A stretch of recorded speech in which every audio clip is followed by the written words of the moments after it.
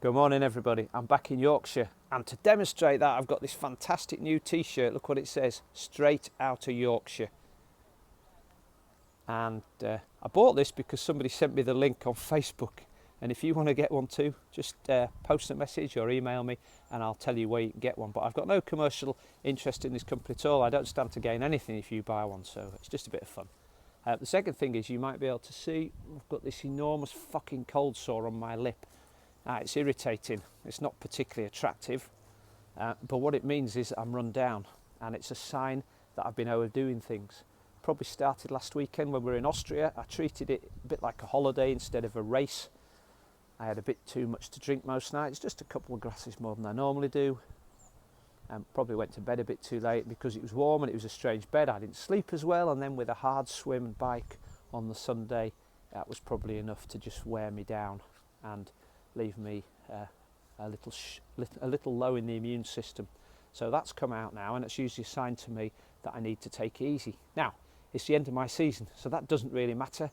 I was thinking of easing off on the training anyway for a few weeks, and this has just forced my hand. The theme of today's video of course, is not about my t-shirt or about my cold sore. It's about end of season recovery, and something far more important, getting a musculoskeletal assessment. Now, why should you do this? Well, let me give you an example. A couple of the guys I coach came to Leeds recently.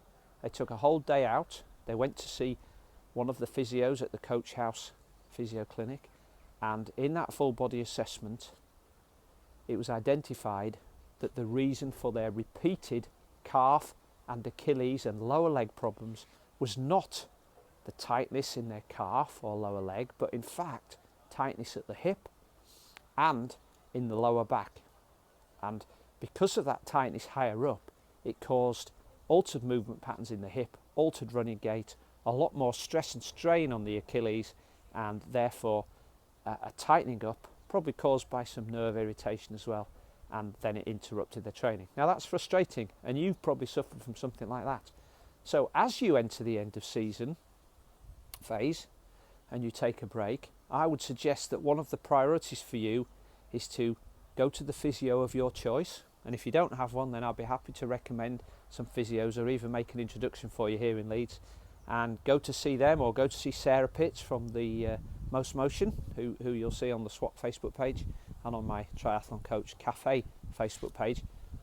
Book in, have a full body assessment, identify all the tight spots, and then over the winter spend a far greater time than you normally would working on your mobility, your flexibility, your movement in general, and much less time than you normally would on building your aerobic engine.